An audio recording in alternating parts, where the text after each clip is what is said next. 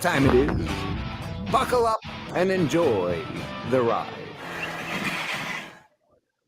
And we are live. Greetings to our loyal WFYL listeners around the world.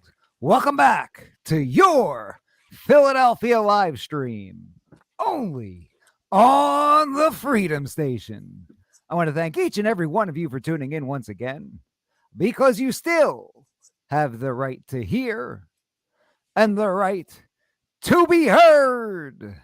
Ladies and gentlemen, my name is Mike G. As always, with me are Philly Chris, Russ the producer, and Liberty Lee.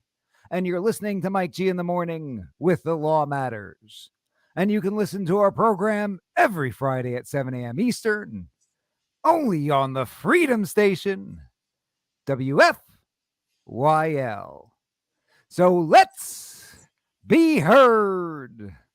I want to remind our listeners that you can participate in the free and open exchange of thoughts and ideas throughout the entire week by visiting MikeGinTheMorning.com. What's it called, Philly Chris? MikeGinTheMorning.com. How about you, Russ? MikeGinTheMorning.com. Liberty? MikeGinTheMorning.com. Special guest Guy Smith, what's it called? MikeGinTheMorning.com. That is correct, sir. You can check out all the shenanigans that Mike G and Philly Chris are up to throughout the entire week and check out our social media profiles. Don't forget to like this video and subscribe to our YouTube channel. So tell your friends, tell your family, tell your barber, tell your Uncle Jerry, tell anybody who listen to check us out at MikeGinTheMorning.com. I also want to remind our listeners about the powerhouse lineup we've got here at the Freedom Station. Kick off your mornings with Scott Adams, bring you the Scott Adams Show weekdays from 9 a.m. until 11. We've got Dan the Man Bongino, bring you the Dan Bongino Show weekdays from noon until 3 p.m. We've got the headliner, intellectual giant Ben Shapiro, bring you the Ben Shapiro Show weekdays from 3 to 5 p.m. And finally, we love having him at the Freedom Station family. We've got Michael Knowles. Bring you the Michael Knowles Show weekdays from 5 to 6 p.m. So don't forget to tune in and show him some love. And with that, you know what time it is. Buckle up and enjoy the ride. Hit it, Russ. You know what time it is. Buckle up and enjoy the ride. We've got a very special guest joining us today. He's a repeat offender, as I like to call him. Guy Smith is the author of Guns and Control. He's not pro-gun or anti-gun. He's just pro-meth and anti-BS. If you haven't checked out his book, you must. And if you haven't gone to gunfacts.info, you need to do that too. Guy Smith, thanks so much for joining us. No, thank you, man. It's always a delight to be with you. You know, we've had you on the program a couple of times, and usually consists of Philly Chris and I just peppering you with all kinds of questions about all the statistics and everything, because you're the man when it comes to this stuff. And I feel like today we have the opportunity to do a little bit of a longer segment here and really get to know Guy Smith, the man. So I'm excited about that part. But Guy, why don't you tell our audience a little bit about what you've been up to since the last time we've spoken? It's been over a year. It has been over a year. There have been a lot of things going on, but mostly what we have been focusing at the Gun Facts Project is refining our visual presentations. What we understand about the market is that you can communicate a lot of information in one tiny little graph. People will get an immediate appreciation of what the reality of the situation is without having to do what I do, reading through reams and reams of academic studies to find little nuggets of info. And so, you know, like any other learning curve, you get better at something over time. And so we've gotten better at our visualizations. And we also, in the last year, finally broke down and started getting active on Twitter. I mean, right up until about a year ago, we had, you know, like maybe 12 followers because we just never did anything there. And it's beginning to spiral out of control. When people get into arguments, they then tag us in their argument and say, do you have anything that you can help us with? And, you know, I jump in and fill in information and offend both sides, you know, whenever possible. We love it. We love it. Now, it seems like, you know, we've got this vicious cycle of every time something terrible happens, some crazy person goes out there and does something. We have all these proposed measures, and a lot of them don't seem to be maybe founded in any sort of statistical conclusions. And that's where you step in on a lot of this stuff, because people make ridiculous claims from both sides as to what is and is not. And you're the one who actually digs through the facts. Isn't that true? That is, and that's been our mission from the beginning. I got into this because I was catching people telling really big fibs, and the more you dig into the data, the more you know, and the more fibs you start to identify. And it's like any other rabbit hole. Once you get down past the first couple of feet, you're lost for life. And that's been 25 years now that I've been pumping at this. And I got a hell of a compliment not long ago. I won't mention the fellow's name, but if I did, he'd be fairly well known to your audience. And he said, and because I said, I've been doing this for 25 years. I said, pass the torch. And he said, no, you're not. I said, why not? And he said, think about it. You're the only person who can do this. I said, no, that's not true. There are plenty of criminologists and people who do this. And he said, no, you're the only person who knows how to read academic studies, grind through the numbers, plow through the CDC data, plow through the FBI data, and wrap that all up in nice little visualizations and entertaining blog posts that people actually get a chuckle out of as they're reading about homicides. And I said, you're right. I'm schizophrenic. I'm probably You have a very unique set of skills. So, Guy, we're used to seeing you in this capacity, but I want to learn a little bit more about how this all came to be. Where did you grow up? Well, I grew up in Florida. I was born in Georgia, but, family landed in Florida in the same county that Kennedy Space Center is in when I think I was 6. And did not move away from there until I was 30. I had an interesting upbringing because my father was one of McNamara's whiz kids, multi-degreed, amazing critical thinker, did not know how to manage money, but that's the way a lot of geniuses are. And so I'm growing up, in the shadow of Kennedy Space Center. Everyone we know in family circles were engineers and scientists and blah, blah, blah.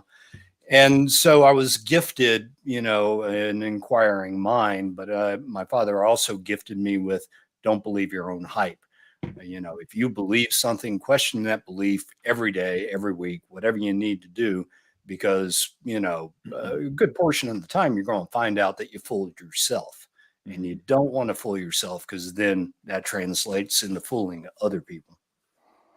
And so what were you into growing up? Were you into guns? Was that something that was prevalent? This surprises a lot of people, but I'm not a gunny. In fact, one of my favorite jokes is that the gunnies that I do know love taking me to the range so that they have somebody to laugh at. Growing up in the South, I just always pictured guns as a tool. And, just like a monkey wrench, you can misuse a gun or misuse a monkey wrench. I guarantee you right now, somewhere on the face of the planet, somebody is driving a 10-penny nail with a monkey wrench.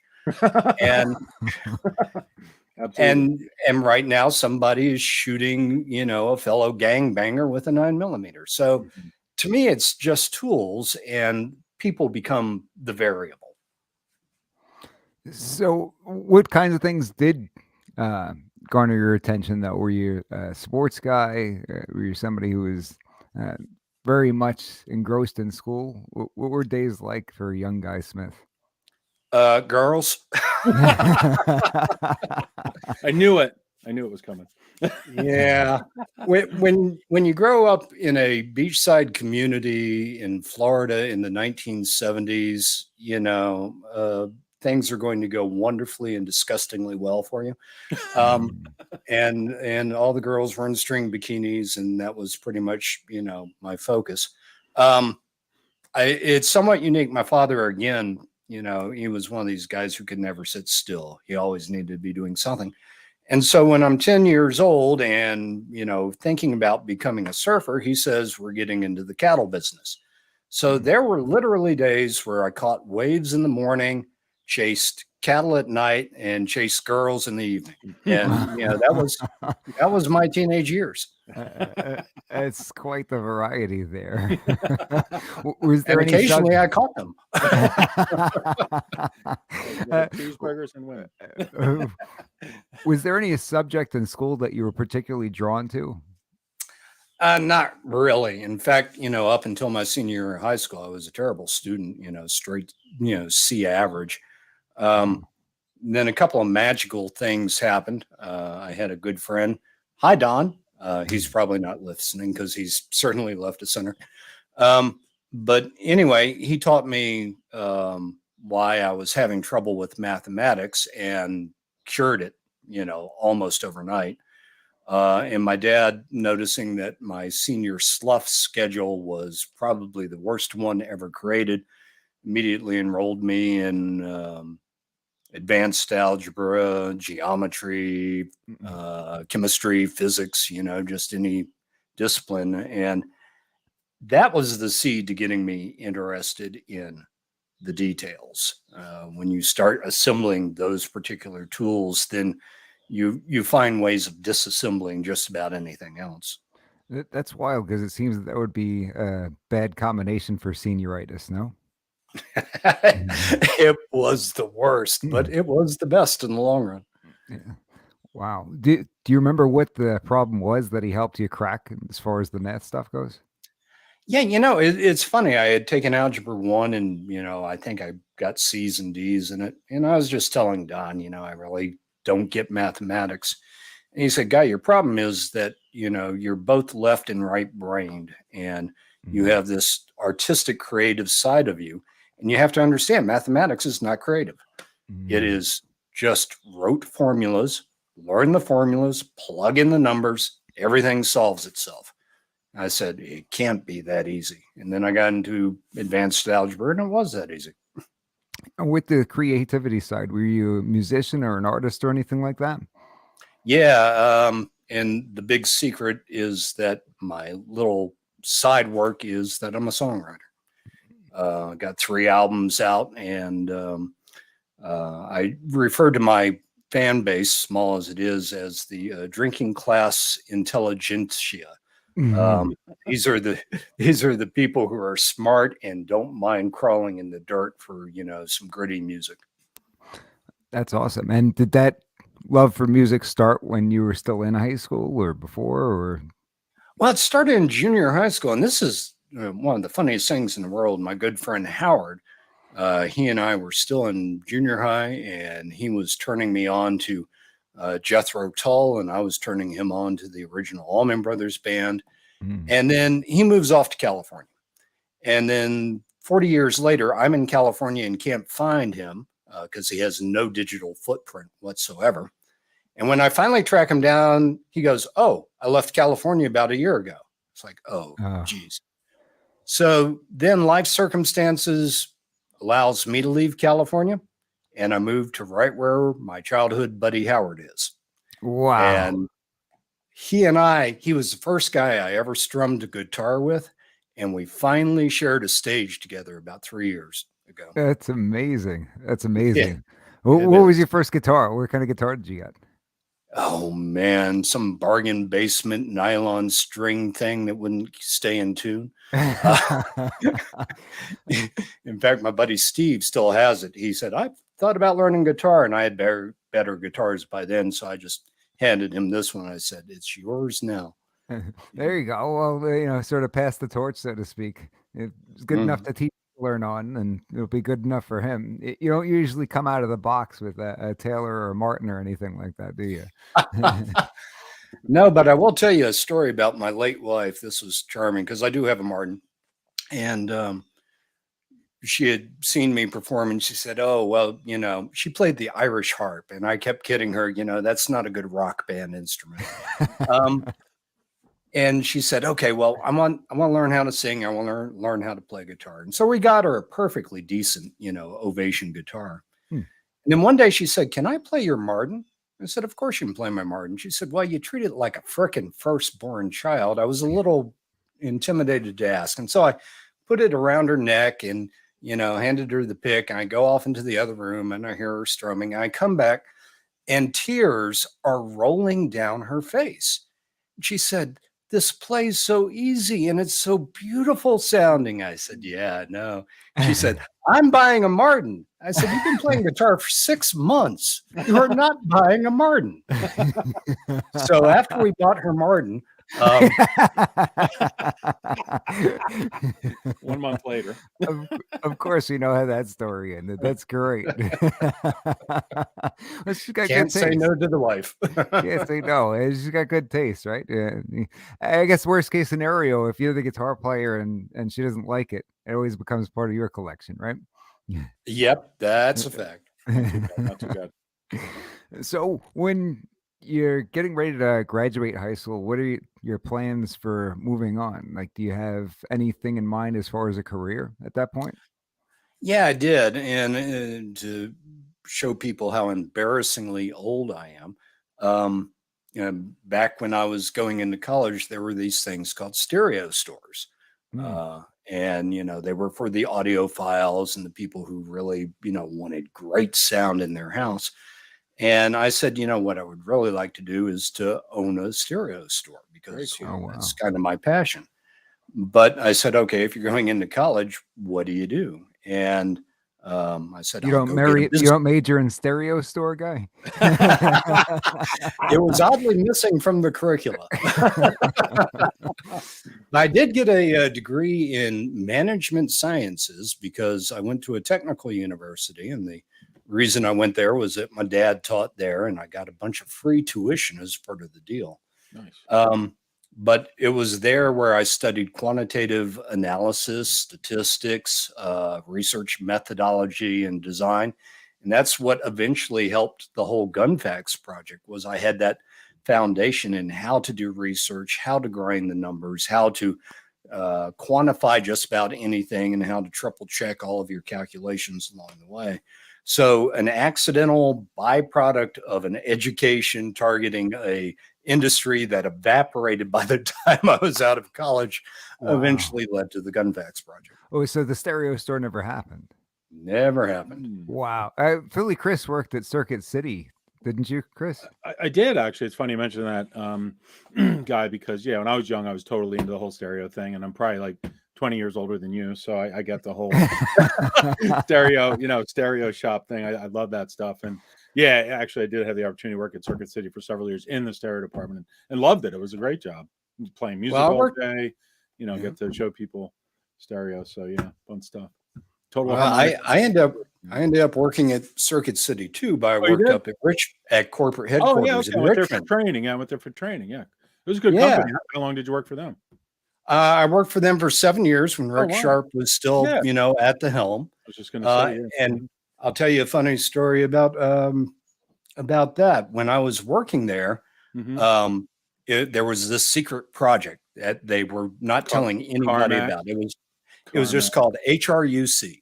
That's all we knew. And some select people from IT were helping out on it, and they weren't talking about it. Gotcha. And so one day at a meeting, somebody said, what does HRUC stand for? And Rick Sharp was the CEO. And I joked, it stands for Honest Rick's Used Cars. That's exactly what it meant. and it was CarMax in its planning phase. That's so crazy. Wow. That's interesting. We never hit on this topic before and we talked with you, but that's wild. How about that? Yeah. I remember when they did that and everybody was like, what are they doing? This is crazy.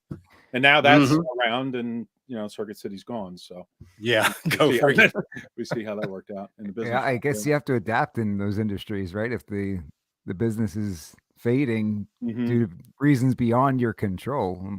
They actually ruined the company, but that's a different story. They did. Were you there right out of college, Guy? What was that? Were you there right out of college? Is your first job out of college Circuit City, or? No, my first job out of college was at Kennedy Space Center. And he's an astronaut too? This is getting better by the minute. No, but I did get Sally Ride to laugh once. So that Oh, was okay. fun. There you go. Wow. My first day on the job was when they sent up the 4th shuttle mission. And I thought, what a welcome to Kennedy Space Center. They're going to launch a bird on the day you show up. Wow. Wow. Yeah, and I think I was there for about 7 years before I headed up to Richmond. Very cool. Wow. Mm. So you got a really diverse career. Yeah. Well, they hired me on there to program computers to do manpower planning. So, it was one of the things that happened in college was that getting a business degree, they forced me to take computer programming 101, which I fought like a tiger. Really? But I took it and I discovered that I was pretty good at it. Hmm. And so that became another addiction. And so McDonnell Douglas said, let's hire this fellow because he understands the business part and the computer programming part. And we're basically getting 2 employees for 1. So That's cool. I did that. And while I was there, I broke security on a NASA computer, reconfigured it. Were you looking up the faked moon landing or? No, that video is over in Vault 32. Oh, okay. 32, of course. Of That's course. right. Okay. Forgot. Well, the computer was just running so slow. And so I broke security on it, reconfigured it to run faster. And then I walked down to the end of the hall to tell the NASA administrator what I had done. 2 weeks later, they moved me over to Canaveral Air Force Station, the other side, and put me in charge of what's known as a Tempest Vault, which is a vault where they put computers in. And the vault is designed so that even radio waves cannot get in and out. Oh, Wow. And they do that because people had figured out how to spy on computers by listening to frequencies. yes. Is that Vault and so- 33? Was that Vault 33? That's wild. Vault 31. Oh, 31. Sorry. Okay, just checking. Yeah.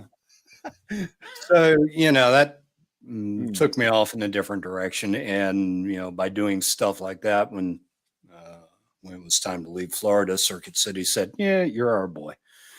Cool. Well, do you think that's sort of a bold move, breaking into NASA in order to prove that you're capable of doing so? Could that have ended very poorly for you? It could have, but I've discovered that in my life, at least, a lot of my stupid choices have good outcomes. That makes no moral sense whatsoever. It does work out that way. I mean, it would seem that if you knew how to get in and that there was a vulnerability, that who better to help them fix that than the guy who was able to crack it? No. Right. That was their logic. I asked them, why They do want you to want keep me you to go around. over Yeah. there? Well, they wanted to keep me around, but they also figured that somebody who was looking at computers from that angle would probably be trying to understand how other people are looking at those angles. Mhm. And, except for the time I almost got, a coworker shot by mismanaging the vault, everything worked spectacularly. Hey, can you tell us that story? Yeah, if you could How please did somebody maybe always get expand. shot? You can't drop that one and then Yeah. let it leave us hanging.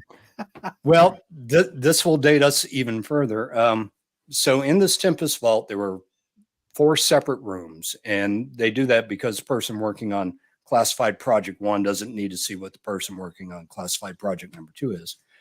And my job at the end of the day was to secure the vault. And I would walk around and I would bang viciously on each one of the doors and tell people we're locking up. And then once I made the rounds, if no one said, okay, I'm still working or something like that, I'd leave, I'd throw this bank vault like door, and then I'd trip the motion detectors that, look for anything happening inside. And I'd jump in my car and I'd leave. Well, this day I'm driving away, and 2 Jeeps with a lot of large men in camos and M16s are suddenly going back towards where I just left. And I turned around thinking, well, this is at least going to be entertaining. And I get there and they kind of push me off to the side, and I see them pointing guns at my vault. And I said, okay, this is not going to be good for me, whatever it is. And they open up the vault, and out comes one of my coworkers with his hands up. This was the month that Sony released the Walkman. And so he was in his room with Led Zeppelin turned up to 11 and did not hear me banging on the door. Oh, that's And hilarious. so I turned on the motion detector, and here come the trees with guns. That's hilarious. I'm sorry, guy, but that's his own fault. That's his own fault. If he knew that roughly some period of time every day, guy is going to bang on the door and let us know it's time to lock up, you don't sit there with headphones on. No. Right. That's crazy. Well, my boss said, you are now in charge of rewriting this procedure in the manual. How would you do it differently? I said, I will do a visual inspection of each room. Or just don't be wearing everybody else. It's not your fault, guy. I don't think they should have changed the rules on your end. They should have changed the rules on his end. Yeah, get the headphones off. After having M16s pointed at him, I think he made some alterations. He didn't need a rule to do that from there on out, did he? No, he just needed a change of underwear. I got to ask, guy, did he get the Walkman from you? Did you have sort of a side stereo business going on in the trunk of your car? No, but that would have been cute. The side hustle, all right? Maybe couldn't open the stereo store, but maybe a stereo operation going on over there. The NASA edition. That's wild. So then you end up at Circuit City. When you end up over there, did they know that it was your initial plan to open up a stereo store, and that's the path that you had planned on going to? I don't think it ever came up in conversation, or at least not that I remember. I just had developed a deep level of expertise on a particular mini mainframe computer system, and that's where 100% of Circuit City's transactions went through. It didn't matter whether it's sales or service. They said, you're in charge of these great big boxes now, and make sure they stay up as best as possible. Cool. We've got a couple of comments in here. It's ironic how that worked out, that's the industry you're planning to go through, and it had nothing to do with the fact that you actually ended up in that industry. A couple of the comments here, Dag Nabbit says, but it was Led Zeppelin. I guess he doesn't appreciate my comment about he shouldn't have been listening to music. So Led Zeppelin's the exception. I will admit this, guy.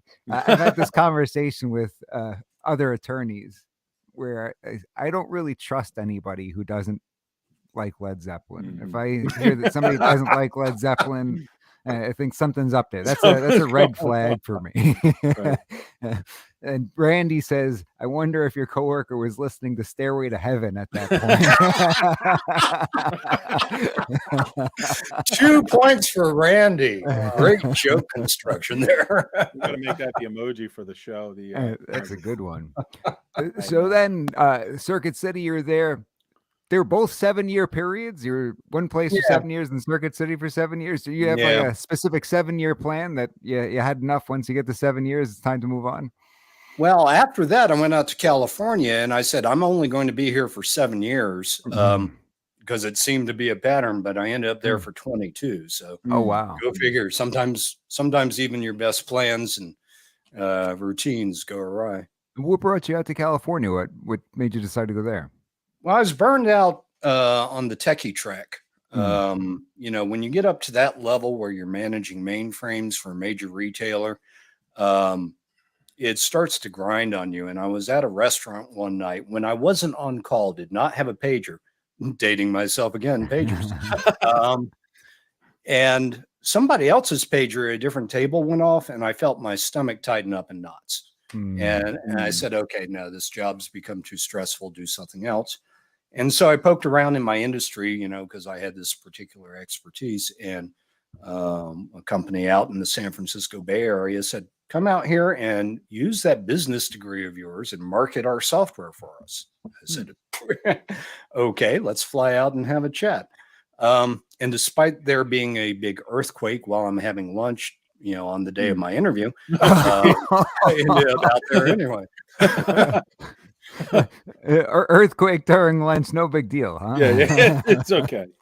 Don't worry about it. Well, we're sitting at a Chinese restaurant and, we're having a conversation. All of a sudden, it feels like somebody has backed the biggest semi truck in the world into the building. It just goes boom. Wow. And and I'm white knuckling the table, this naive little Southern boy. And the other people who work for the company are throwing $5 bills on the table going, 5.2, 5.3. No, it couldn't be more than a 5.1. And I'm going, we're all going to die. I'm on a job interview here. I got to go home. and by a few weeks in, you were throwing the $5 bills on the table, betting on them too, right? Yeah. Mm-hmm. Yeah. You get used to that real quick. You can get used to hell if you stay there. And I was in San Francisco, and that's turned to hell. So, Yeah. same thing. I was going to say, not much of a difference, I suppose, right? No, not anymore. You spent a lot of years in San Francisco, or Yeah, were you in California for 20 years? Well, I was always in the San Francisco Bay Area, Gotcha. and 22, but I covered all the bases from Pinole down to Santa Cruz. And if you ever really want a nice Weirdsville, Santa Cruz is it. It's happily strange. Did you notice the change over time in California during that couple of decades? I remember I was at this famous cigar shop in Beverly Hills, and it was a slow day, it was a weekday. I was sitting there talking with the owner, and this is a place where you've got like Schwarzenegger's got his own box there, Stallone's got his own box there. So this is where the guys hang out. He's not exactly hurting for business, but he was explaining to me how over the last few years he had to downsize. They used to have a second storefront, and they had to carry fewer cigars because the taxes were so out of control. And he was just talking about how the government had made it very difficult for them to stay in business. And me being a wise guy, not from California, wanted to start to inquire. And I said, really, have you noticed anything in the government that's changed over the last few decades in California? Is there some kind of trend that think we can maybe figure it out? I don't know where this guy stands on the side of the aisle, but did you start to notice that change as you were there? Oh, yeah, without a doubt. When I first got there, if you wanted to encounter homeless people, you basically came up out of the BART station at Powell Street, and then you walked up for a few blocks. And most of the rest of the city did not have a serious, homeless problem. You could go up through the Tenderloin, providing it wasn't 3 o'clock in the morning, and you would feel reasonably safe. You'd see a lot of strange people, but nothing ridiculous was happening. And by the time I left, the junkies were shooting up, no longer in the alleyways. They were just out in the streets, jacking, people, pooping on the sidewalks, leftover syringes in the sandbox at the playground. Wow. That was unheard of when I first got there. And I think part of it is that San Franciscans,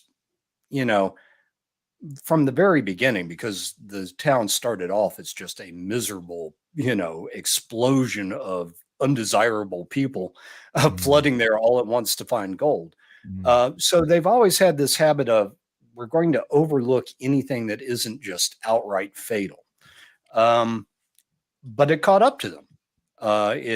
Their level of tolerance for bad behavior has gotten to the point where it's now becoming an endemic disease within inside the city, and Los Angeles is actually outpacing them. And being out in California, I'd imagine the exposure to firearms from a legal standpoint, it was not something you run into everywhere. It's not like you run into gun owners everywhere you go. Was your exposure few and far between by that point? You could tell by going out there that there was this generalized caution among anyone who owned a gun about who they talked to, how they talked to, etc. 22 years also reprograms somebody like me. And so I come out to North Carolina. I decide I'll go to a gun show and introduce myself to people because, I've got some notoriety, among gun owners. And I walk into a gun show here, and it's wall-to-wall AR-15s all the way around. And I flinch for a second going, this looks weird. And it took me a while to remember that there was a time in my life before when that wasn't weird at all. Mhm. Right. Yeah, that's strange how you get conditioned over time to that sort of thing. Yeah. So when does you're out there doing marketing for software is what you said? Yeah. I did that for other companies for just about 7 years. I'm seeing a And pattern here, guy. yeah, and then I decided I was just tired of working for other people, so I founded a marketing strategy consultancy and, made even more money than I was making working for, one-off companies. And also that got me a lot of extra free time to do things like snowboarding and whatnot. Cool. Oh wow. And that lasted it for exactly 7 years, right?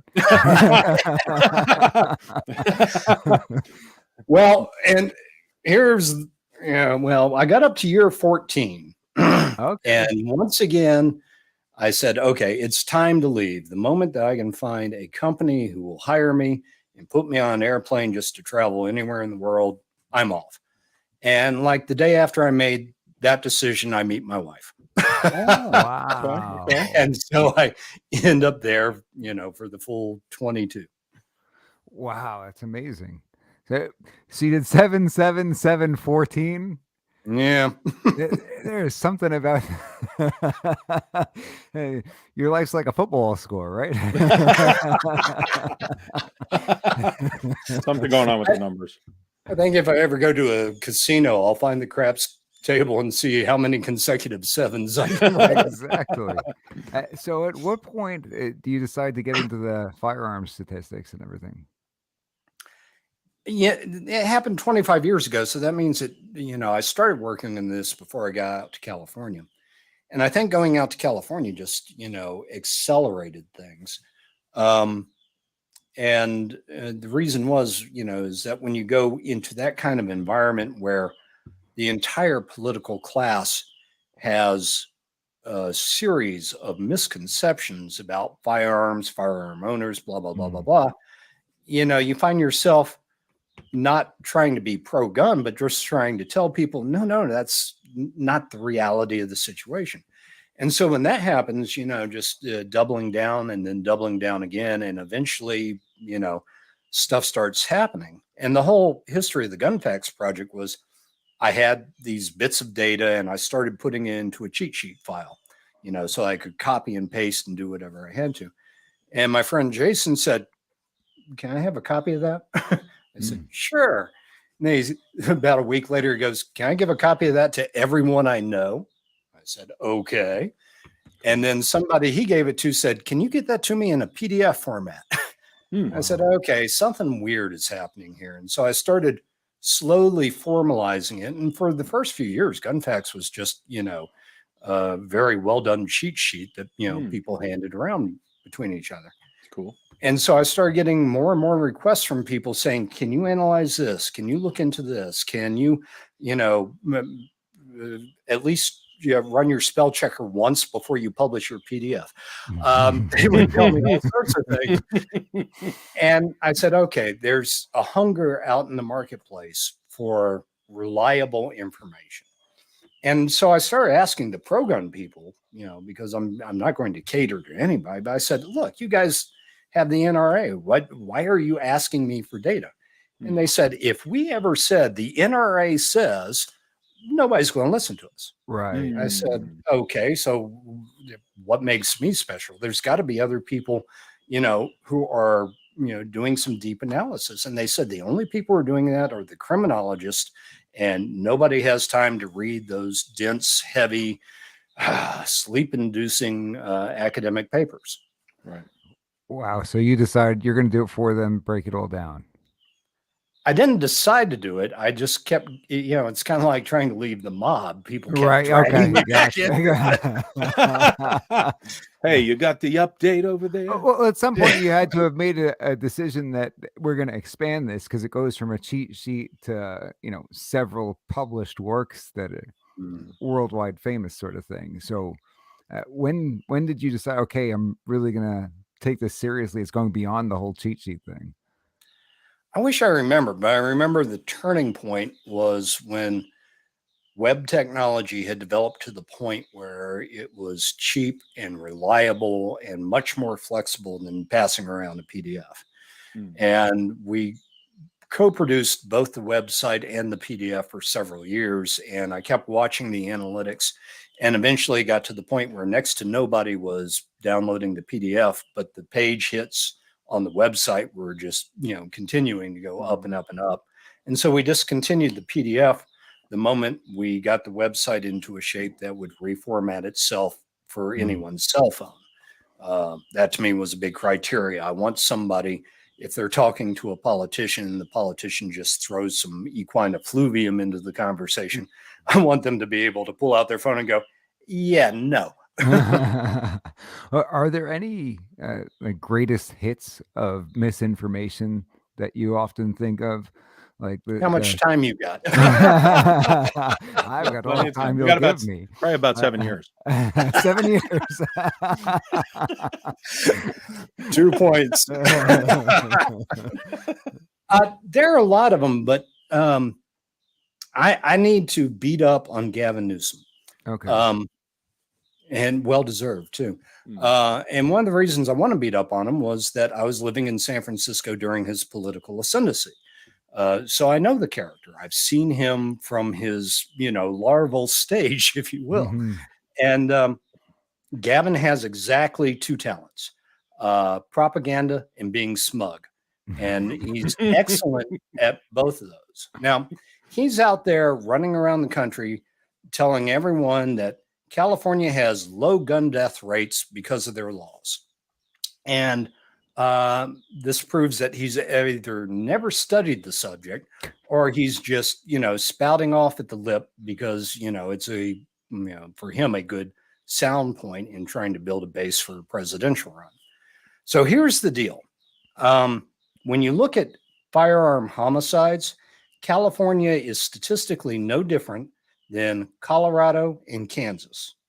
Colorado has gun control light. Kansas, they practically hand you an AR-15 at the visitor center on the highway. But they all have the same gun homicide rate.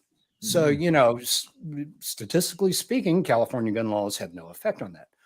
Their total gun death rate, which includes all manner of catching bullets, is lower. It's almost exclusively lower in suicides. Now, here's the interesting thing. We proved a long time ago, and this is getting back to what you asked, is there a greatest hit? We proved a long time ago that there's no statistical correlation between the availability of a gun and the suicide rate. We went international on our study because there's great variability between ownership rates and also all the cultural attitudes towards suicide. So if guns were a determinant variable, you would see some consistency across cultures and across, relative availability. For the number nuts in your audience, the R-squared correlation is, if I remember correctly, 0.02, which means basically no correlation whatsoever. So why is California's suicide rate lower? Well, all forms of suicide in California are lower. Gun suicides are significantly lower, but so is suffocation, so is poisoning. Death by falling is astronomically higher, but if you've ever driven down the Pacific Coast Highway and seen all those cliffs or that wonderful Golden Gate Bridge that they put there just for suiciding, then there's some other factors involved there. So the suicide rate is lower. So why is California's suicide rate lower? The gun laws don't seem to have any particular mechanism. They've had waiting periods going all the way back to the early 20th century. So that's not a great big variable. Comes down to 2 things: culture and demographics. In America, when it comes to firearm suicides, they are heavily skewed to old, white, rural men. Right. I mean, I can show you the chart. It just simply does one of these hockey sticks straight up when you get to that particular demographic. Just so happens, in terms of percentage of white population, California is near the bottom of the list. when it comes to the number of people age 65 and older, California is near the bottom of the list. And 40% of their population is all in 4 major metro areas. So it's a highly urbanized area. So the number of old white rural males in California is extremely low. So the gun suicide rate just falls along with that. The other thing, though, is culture, and it comes on 2 factors here. One, there are a lot of different foreign cultures in California that you don't find in the same percentages elsewhere, especially Eastern cultures, where the attitude towards suicide, is largely negative. There's some elements of Japanese society, where it's considered honorable, but, among the Thai and the Cambodian and the Chinese and blah, blah, blah, not normally a thing that's done. The other factor is religion. I went out and I got a table of all the states and what percentage of their population was Catholic. And we know from the catechism that suicide is a great big no-no among the Catholics. Mm-hmm. Statistically speaking, the more Catholic your state is, the lower your suicide rate is. So, California, founded by the Spanish, they built all those Catholic missions all the way up to San Francisco. Then the Irish, and I married into a San Francisco Irish family, they come over and they bring Catholicism with them. The Catholic rate in California and in Massachusetts, both extremely high. Suicide rate in those states, both extremely low. So when Gavin's out there saying it's our laws that have reduced gun deaths, he doesn't know what he's talking about. Seriously ignorant on the subject.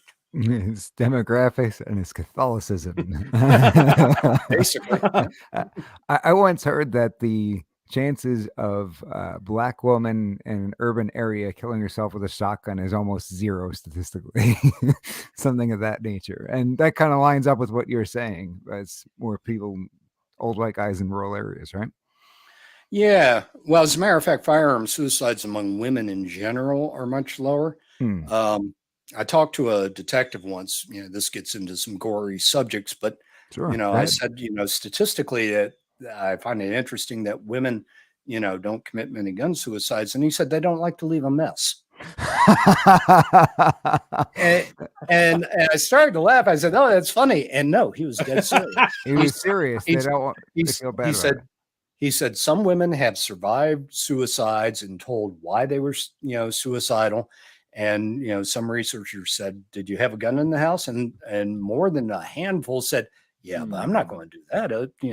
Somebody has to clean that up." Perfect correlation. One of my favorite clips of all time on the Mike G in the Morning program is Guy Smith talking about the Hemlock Society and substitution of means. Do you want to touch on that real quick for those of us who haven't heard that one? I'll have to remember what I said, but those of us who are gray of hair and long of tooth will remember the Hemlock Society. They were an organization who produced a handbook every year on how to kill yourself. Thankfully, they went out of business. But there's a website out there, which I will not name, and they pretend to be a suicide prevention website. No, it's a modern day Hemlock Society handbook. Really? And I ended up finding them because I had to try to understand why there were this many suffocation suicide attempts, but only this many suicide suffocation deaths. And Googling led me to their site, and they had just this amazing page about how long it takes you to suffocate depending on what size plastic bag you chose. I said, "Oh, this is grim." But there was one guy who managed a successful suicide after putting a 30-gallon yard garbage bag around his head. And they said, took him about 45 minutes. It's a very inefficient way to don't do it that way. Here's some better ways. Don't do it at all, but by all means, that's your last choice. Exactly.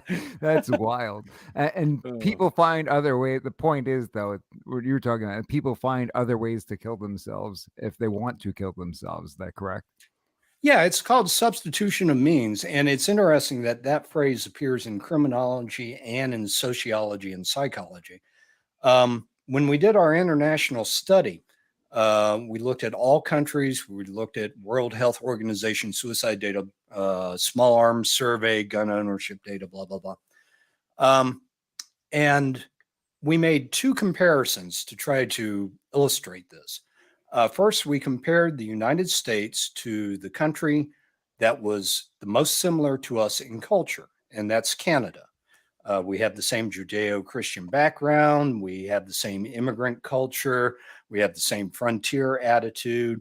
One of the best rodeos you can find is in Calgary, not Dallas. The two big differences between us is that Canadians are politer and Americans prefer beer that has flavor. Now, because of those cultural similarities, you would imagine there would be similarities in the attitudes towards suicide. And in the year of our study, the suicide rate between those two countries was nearly identical, 10.1 in Canada, 10.3 in the United States. And given the bleak winters in the Western provinces, I'm really surprised their suicide rate isn't higher. But they own 1/3 the number of guns per capita than the US does. So guns obviously are not a determinant variable. So I then compared the United States with whatever industrialized country had the highest suicide rate that year, and it happened to be Lithuania.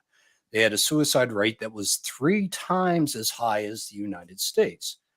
But they own only 2% the number of guns per capita that the United States does. Much higher suicide rate, much lower gun ownership rate. Again, no correlation. For people with morbid curiosity, suicidal Canadians choose poison and suicidal Lithuanians hang themselves. Wow. It's like a cultural thing, some sort of cultural difference. I believe so. There's and it's also possibly a matter of convenience. But Canadians probably being a bit like Americans are less into the horror show, and if you have a swinging body in a bedroom, somebody's going to find it, and that's going to be, traumatic. Yeah. And maybe that doesn't matter to Lithuanians as much. Maybe life there is grim enough that, somebody hanging in a closet, isn't that big of a surprise. Right. That's nuts. Magazine capacity is another one that comes out there pretty often as far as the misinformation, isn't it? It is. We had some fun with that. We have a database of mass public shootings, so that we can, grind numbers whenever we feel like it. And how do we define mass public shooting? Let's take a little detour here. Okay. A long time ago, at least back in the late 1990s, but I've gotten some clues that it happened even earlier. Criminologists agreed on a definition of mass public shooting. Please note, you need all 3 words in there: mass public shooting. So there's consensus on a definition for that, and it's 4 or more people killed in a single event, not including the perpetrator, in a public place, or at least a semi-public place like a workplace. There's an organization with a bad reputation called the GVA, the Gun Violence Archive. They created out of thin air their own definition of what they call mass shooting, which has no basis in criminology whatsoever, which then inspired everybody and his brother to come up with yet a different definition of mass shooting. And depending on, whose definition you're using, on the year that, Al Jazeera, of all people, decided to do a nice little infographic on this, you had anywhere from 4 mass public shootings or 865 mass shootings. So, wow. So this is a significant propaganda ploy. But getting back to magazine capacities, we have our own database of mass public shootings. Gotcha. So we looked at magazine capacities, we looked at assault weapons, and we mapped those to the total body counts in each of these events. And what we discovered was that there's a little bell curve. And for high capacity magazines, I hate the term, but we'll call that 15 or more rounds. Most of them, 80% of them, fit in the same bell curve as somebody using a handgun with a 7-round or a 10-round magazine. And I said, wow, that's interesting. Why would an assault weapon with a 30-round clip achieve the same body count as a handgun with a 10-round clip? And so that taught us right away that the weapon and the magazine really weren't determinate variables. So we asked, what is the determinant variable? And the determinant variables come down to the cattle pen scenario and planning. We coined the term the cattle pen scenario. And I hate to say this publicly, but mass public shooters are aware of this, not by name, but there have been people who have written manifestos, who have, gotten caught before they went on binge, and they were all saying things like, I'm looking for a confined space that's crowded full of people, etc. So a cattle pen you'd scenario, have to be really, really stupid to not figure that out. So I don't think bottom line is what I'm saying is perhaps you discovered this, but I don't think that you're providing them with anything to foster their efforts by saying that, if that makes sense. I agree. I'm just always hesitant to throw anything out there that might give somebody a bad idea. Gotcha. But anyway, you have the cattle pen scenario, and we define that as a large number of people in a confined space. That's a requirement. And then either or both of the two following requirements, the first one being few or narrow exits, so you can't flee the scene very well, and few or no barriers to hide behind. Now, the mother of all cattle pen scenarios was the Las Vegas country music shooting. The venue, the outdoor venue, was designed to hold 22,000 people. They sold 22,000 tickets. Wow. Let's assume that there are a couple hundred no-shows or people who were late, whatever. But that's still, and I measured my physical body and did the math, and basically to get 22,000 people in that venue, everyone has to not breathe deeply. You are packed in that tightly. Right. And that's why the body count for that event is the highest on record in the United States. It was almost the perfect cattle pen scenario. The exits were designed to make sure that people didn't take alcohol out of the venue, and also narrow so people couldn't, get in without a ticket. And the only barriers were the stage and a couple of beer stands. That was it. It's like a disaster waiting to happen if somebody's got ill intentions, right? Yeah. So the same thing applied to magazine capacities. Cattle pen scenario, planning your event. And again, Las Vegas was so amazingly well planned that's kind of scary. But, most of the recent mass public shootings, the school out in Tennessee, I believe it was, the workplace, Kentucky, all of these were planned. The perps thought about how they were getting in, where they were going to go inside the building, who they were going to target, and what kind of situations they could create. One of the other big cattle pen scenarios was Virginia Tech, 32 dead, done with handguns with the magazines that shipped with the handguns. The guy did not have exotic hardware, but he had these closed classrooms, which only had one door. He chained the emergency exits, so if anyone did get out of the classrooms, they couldn't go any further than the end of the hallway. So he found and created a cattle pen scenario. So this is where it gets interesting. One guy with a handgun and regular capacity magazines, 32 dead. Some guy walked into a bank in Florida, I believe it was, with an AR-15 and jungle clips, 30-round clips taped together so he could spin them over. He only got 4. Why? No one was in the bank at 10 o'clock that morning. That's it. It was an empty place and there were barriers. All the tellers jumped behind the counters.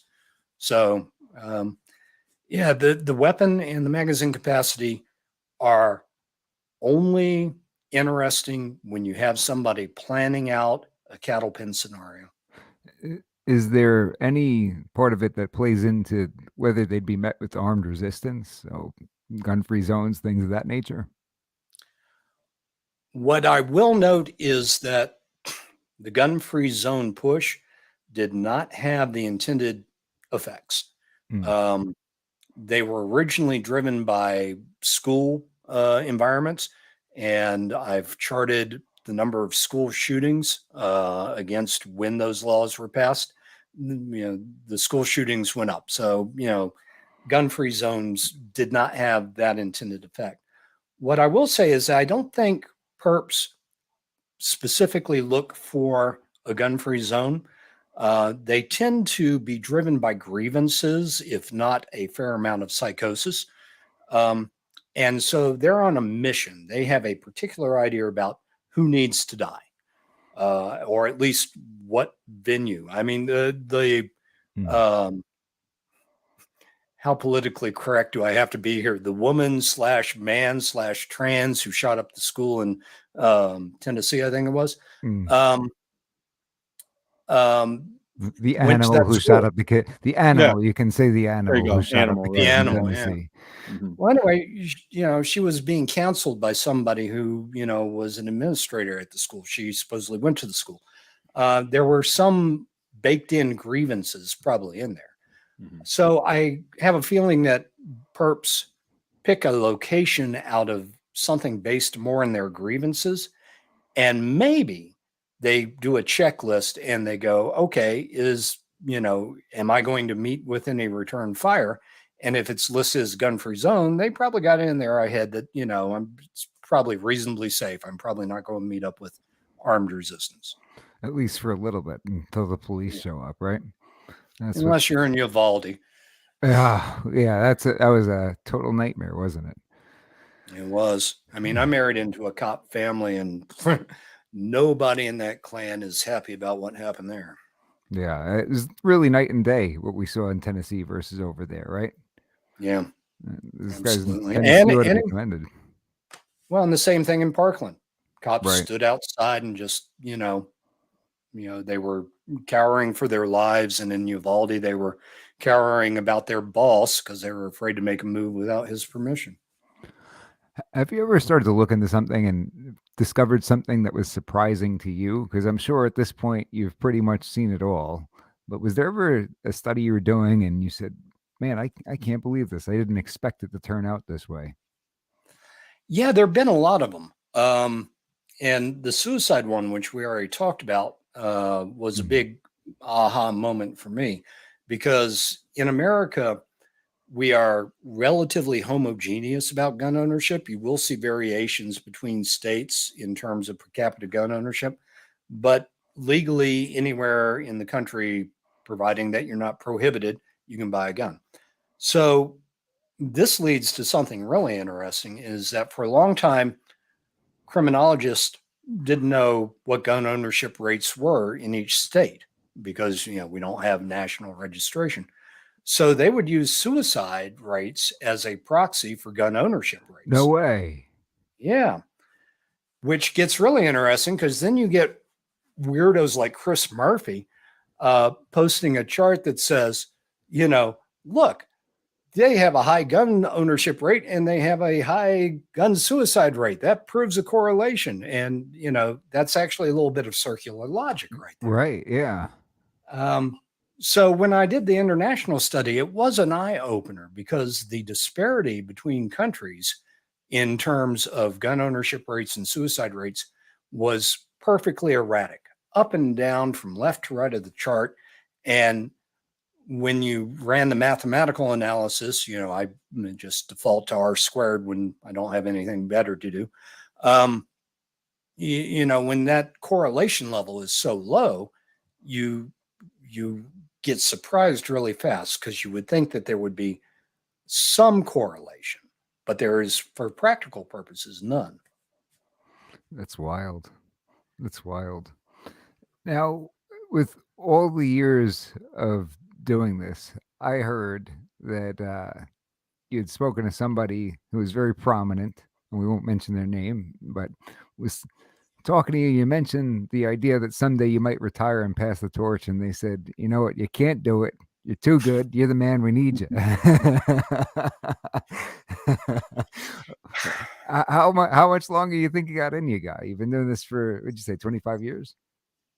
Well, without revealing how much older than dirt I actually am, um, given how long my family lives, the most that I can probably do is another 25 years.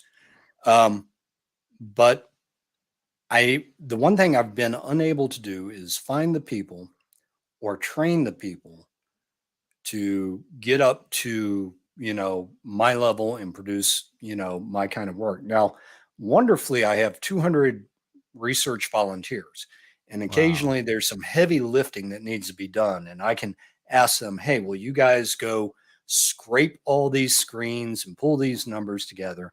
And then a couple of people in that crowd, I say, hey, can you run a regression on this and that and the other thing? And because of that, I'm able to get more work done than I used to be able to do.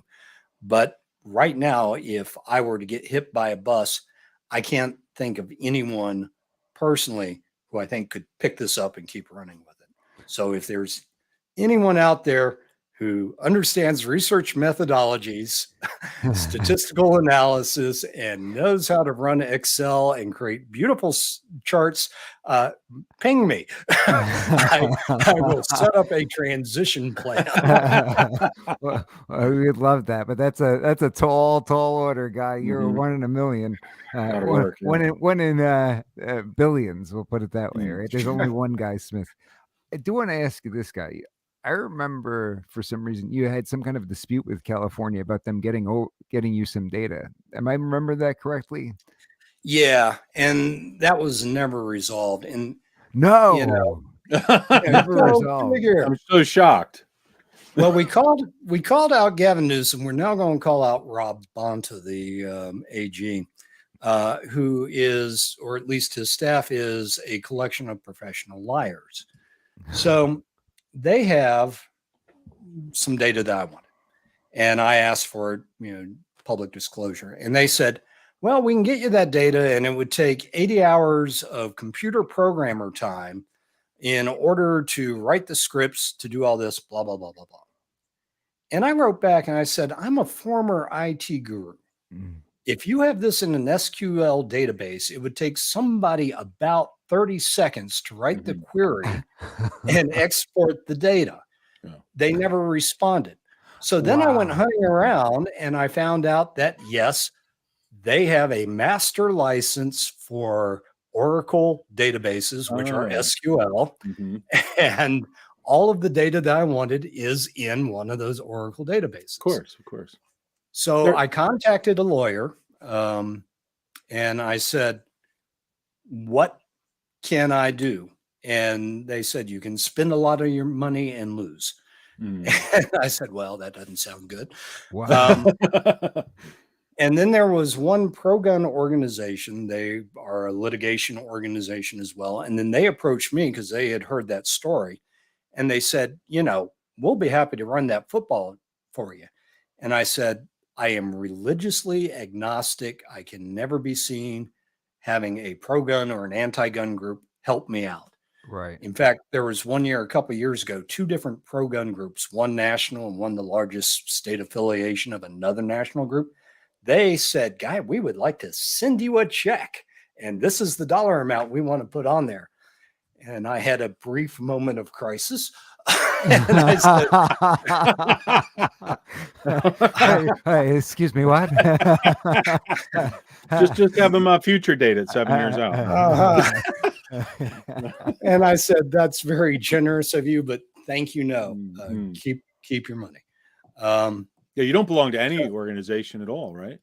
I don't even belong to a political party. Didn't somebody give you a free membership to something and you actually arrange to have them remove it or something? Somebody once gave me a membership to California Rifle and Pistol Association, and I called them up and I said, "Take me out of your roster. I'm not a member." Mhm. That's Wow. smart though. Just stay out of it. Yeah. Yeah. Mhm. And, this is kind of interesting because, I have attended meetings of Mothers Demand Action. Back when they were in business, I attended a meeting at lawyers, the legal community against gun violence. And so I walk into everyone's meetings. And I try to have polite discussions about what we do and we don't know. Um, and what I've discovered is that the pro gun community, if you tell them something that goes against their belief systems, they'll be grumpy for about a minute and then they'll say, "Okay, I accept that." I have yet to walk into somebody in the other camp and explain to them something like, the suicide and, data that we've talked about a couple of times today, Mhm. and they will not budge an inch. Right. For the anti-gun crowd, it is wholeheartedly fundamentalist religion. Wow. Well, that's the experience that we've had as well. We got somebody in the comment, Dag Nabbit, saying, "Are there stats on how many shootings, crimes, etc., are thwarted by law-abiding gun owners?" Worldwide or domestically? Well, that's a good question. Do you know anything? Could you tell us anything about either? Well, worldwide, I can't because there is no concise, consistent, data collection on that. Right. In the United States, though, I have a collection of 13 different studies. Some were done by criminologists, some were done by polling companies, and some were done by the media, even though they hired polling companies to do the work for them. Mm. The average of all those studies is approximately 2 million defensive gun uses every year. The pro-gun people, they always like to cite Gary Kleck. His, which is in that mix of 13, is 2.5 million. The high watermark, though, was done by the Los Angeles Times. They hired Roper Polling Company, and they came up with an estimate of 3 million. But I tell people just say about 2 million times a year, and you'll be on safe ground. What I do want to caution people, especially in the pro-gun camp, is that there's this one redheaded bastard child of a study, which comes out of the National Criminal Victimization Survey, NCVS. Gary Kleck in his book Targeting Guns went on for, I think, 3 pages as to why no one in their right mind should ever trust this data. And there are a lot of reasons I won't bore your audience with, but their numbers come in closer to about 60,000 defensive gun uses a year. Yeah. So, here we've got this tiny 60,000, which the anti-gun crowd, that's the one they always cite. And then you got everyone else who says it's this many. So if you ever encounter somebody that says, no, NCVS is the gold standard, tell them, no, it's not even close. Many people have written about why it's defective from left to right, and nobody in their right mind should cite it. And CDC didn't even use that as part of what they put out, right? That's They correct. used between 500,000 and 3 million were the numbers that they used.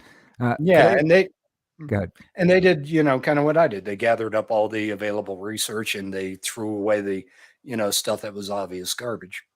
And what's the statistic that they typically use for the amount of lives we lose every year to gun violence in this country? When you have these anti-gun knucklehead politicians go on television, what's that number that they use? Well, they normally say 40,000, but they have to use the phrase gun deaths.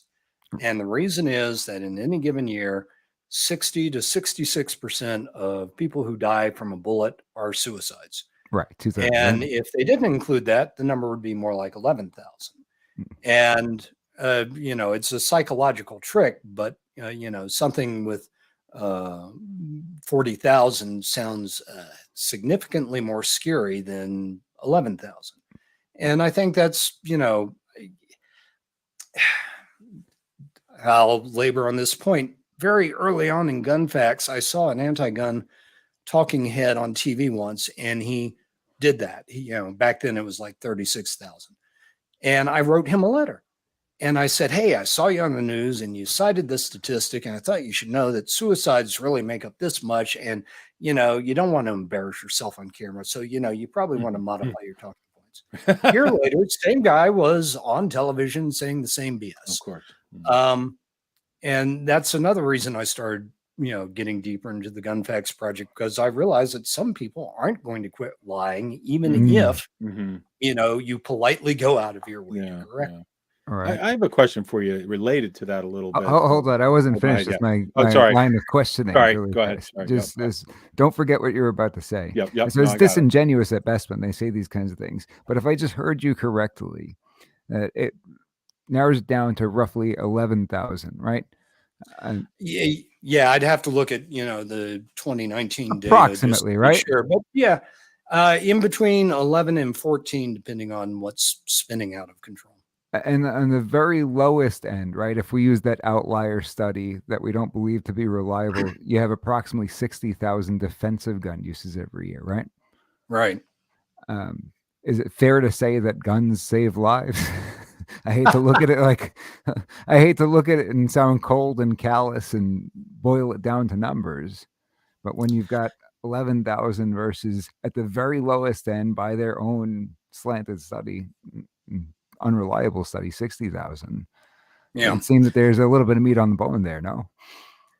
There is one criminologist, and I get some names confused, so I won't use it, but they had taken the survey data and they said, okay, based on this, that, and the other thing, we believe that approximately 400,000 instances where the victim would have been severely injured or killed were prevented by defensive gun uses. Now, I'm not going to sanctify that number because, it was not the largest survey ever done. And when you start dicing numbers thinner and thinner like that, you get into statistical frailties.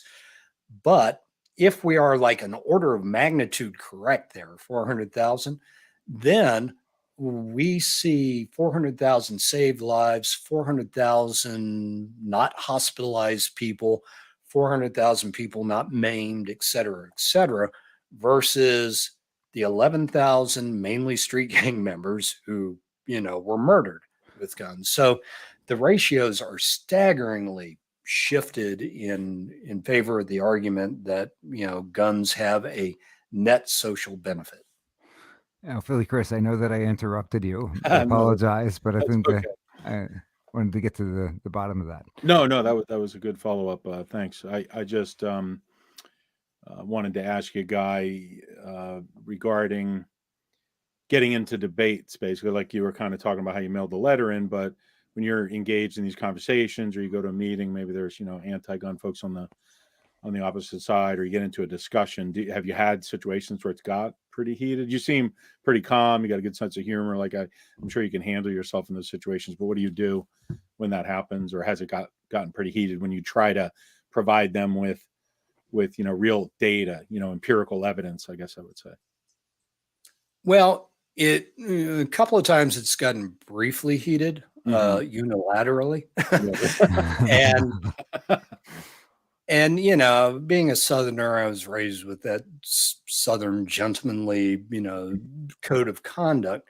And I've also discovered over time that people who have a belief system, as opposed to a quest for knowledge, the moment they start getting worked up, it's probably better just to leave. Because A, you're not going to convince them. B, you're probably just going to tick them off even more. And C, you never know who's really just on the edge and ready to pop you one. True. So, if they get worked up and angry, it's like, well, nice meeting you. You have a wonderful night. Hey, want a copy of my book? No. I'm going to start carrying the book around with me just in case Yeah, I'm going to go now, but you can have this. Make them pay too. Right, That'll be $60, please. Yeah.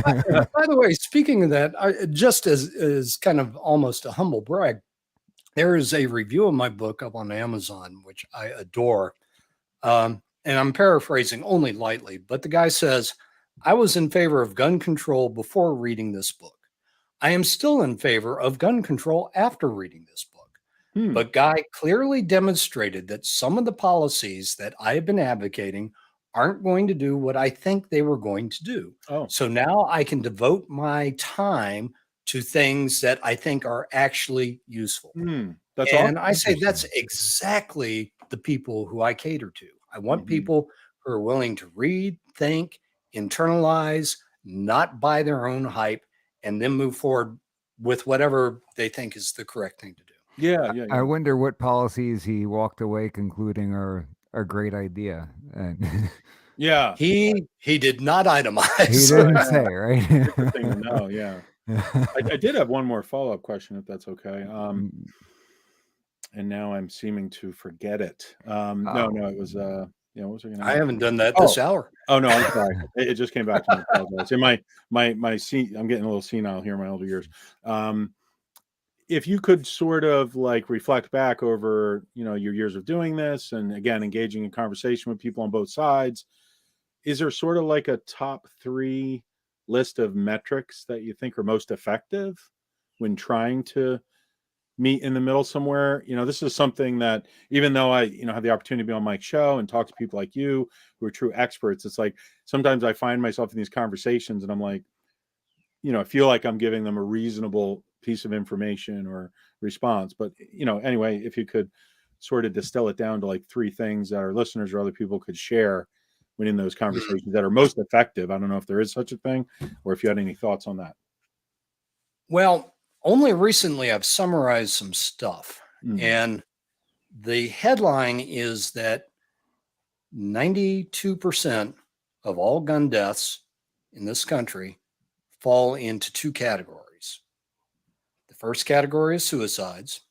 The second category are street gang related or nexus deaths. Now, that last one is just a little bit linguistically tricky. There are street gang homicides where, it's an active part of the gang situation. Or there's an event like happened down in Houston, I think the day before yesterday, where 2 cars full of gang members were shooting at each other while driving down the street out of their cars and managed to kill, innocent bystanders, including a mother. Right. So that's street gang nexus, people who are taking out as part of the gang conflict. Here's the stunning number. The FBI data is purposely incomplete on this. So if you get any pushback, I can go into a bit of elaboration, but we did some triangulation. We got the demographics of street gangs from the National Gang Center. We got the firearm mortality data from the CDC. We cross-checked with a couple other data sources. We concluded that about 85% of gun homicides in this country are street gang related or nexus. 85%. So here's the disturbing bit. We have suicides, which are mainly a mental health issue. And we have gang homicides, which are a very specific crime issue. And as a nation, we're doing next to nothing to address those 2 topics. In fact, on mental health, we've gone exactly the opposite direction. Right. That's wild. Yeah, thank you. So that's the metric. 92%, 2 groups, suicides, street gangs. Right. Oh, Guy, you've been very generous with your time today, and I really appreciate you coming back on so we get to know more about you. I had no idea about the 7-year plan, and so everybody should implement that in your own life. If you want to be as successful as Guy Smith, you got to have a 7-year plan. 7, 7, 14, 25, right? When did I use the word plan? This is true. This is true. Well, you created the plan without realizing it. That's what happened. I'll buy that. Maybe it wasn't intentional, but now everybody else can follow it. So everybody's got to go on over to gunfacts.info. They've got to buy your book. I know Randy, who made the infamous Stairway to infamous is not the correct word, right? Infamous is not when you're more than famous. He made the, that's Three Amigos, right? Right, He made the popular Stairway to Heaven comment. Also said, "Guy, I read your book twice and use it against anti-gunners BS all the time." Thank you. Tell all your friends. Yeah. So all your friends, so they got to go ahead and get a copy of the book. Is there anything else that people could do to get involved, continue to follow you, things of that nature? Well, and here's one thing that I'll tell everybody. The copyright at the GunFacts website is extremely loose. We basically allow you to copy and paste anything you want. But here's the kicker. Click on any one of the charts, which very quickly explains to somebody what the reality is. You'll get a bigger version of that. And providing that you don't change the chart, you're free to share that on social media all you want. Okay. And so if somebody says, oh, well, guns and suicides are, a terrible mixture, go to the gun availability page, find that chart, click it, and then paste that into Twitter and say, what in the hell are you talking about? Yeah. It's interesting point. Good suggestion. That's great. And buy the book. Buy the book. Yes. It's the way to get autograph copies. Could people pay extra to get autograph copies? I will not charge them extra. If they want to send me the price of the book and the shipping, I will disgrace it with my scribbling and send it right back. You hear that? Isn't that amazing? Ladies and gentlemen, you got to take advantage of that. Get an autographed copy of Guns and Control by Guy Smith. Guy, thank you so much for joining us. Thanks for tuning in. That's all the time we got for today. Stick around for We the People Matters. Pastor David Whitney, Professor Phil Duffy. I'll be joining as your legal analyst. We miss you, Ellie. Daddy loves you.